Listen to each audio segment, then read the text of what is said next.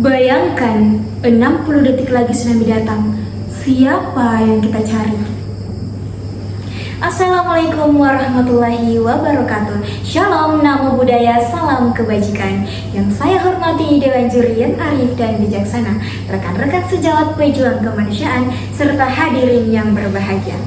Hadirin yang saya hormati, pernahkah kita membayangkan kehilangan rumah dalam hitungan menit, kehilangan keluarga karena bencana tanpa peringatan, di tengah kepanikan ketika sirine meraung dan harapan memudar, selalu ada sosok yang tetap berdiri dengan tangan sigap, hati tegar dan jiwa pengabdian. Mereka adalah perawat. Ketika alarm bencana berbunyi dan bumi berguncang atau wabah menghantam, selalu ada satu kepastian: perawat akan selalu berada di sana, di tenda darurat, di banjir bandang, hingga ruang isolasi mencekam. Namun, hari ini saya berdiri bukan untuk membuai kata dengan romantisme harisma. Saya membawa refleksi kritis, mengapa profesi paling krusial saat krisis justru kerap ditinggalkan suaranya di meja bundar pengambil keputusan. Mari kita gaungkan The Voice of Resilience, suara ketangguhan perawat sebagai penentu kebijakan manajemen bencana.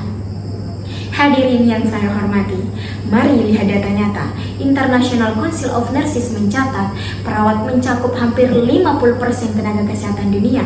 Di Indonesia, Konsil Tenaga Kesehatan 2024 menyatakan perawat aktif lebih dari 500.000 jiwa, profesi terbesar dengan persebaran paling merata hingga pelosok negeri. Artinya, saat bencana melanda, perawat memikul 80% beban pelayanan kesehatan di lapangan. Dan ironisnya, riset global menunjukkan kurang dari 10% posisi strategis tenaga kesehatan diisi oleh latar belakang keperawatan. Kita tempatkan perawat sebagai eksekutor di hilir, lalu kita tutup pintu saat merancang strategi di hulu. Akibatnya, kebijakan top down tidak aplikatif dan gagal merespon masyarakat rentan. Menjadikan perawat sebagai penentu kebijakan bukan privilege, ini adalah kebutuhan strategis, karena manajemen bencana bukan sekedar evakuasi, ini rangkaian mitigasi, kesiapsiagaan, dan respon darurat. Mengapa perawat harus duduk di meja kebijakan? Ada 3 pilar kekuatan. Yang pertama, kekuatan keilmuan dan triase. Perawat pakar manajemen krisis, critical thinking adalah modal utama untuk menentukan klasifikasi prioritas korban yang paling utama dalam sumber daya saat darurat. 2. Perspektif akar rumput. Perawat tahu kondisi di lapangan, mulai dari kebutuhan lansia, ibu hamil, dan anak disabilitas saat evakuasi. Suara perawat adalah suara realitas, bukan teori di atas kertas. Ketiga, resiliensi pasca bencana. Data BNPB 2024 menyatakan dampak psikologis dan penyakit menular pasca bencana menyumbang trauma panjang. Perawat komunitas dan jiwa adalah pilar utama dalam penggunaan ini. Pengalaman panjang ini membuktikan perawat tidak hanya sekedar pelaku atau pelaksana. Perawat adalah sumber pengetahuan paling berharga dalam menentukan kebijakan.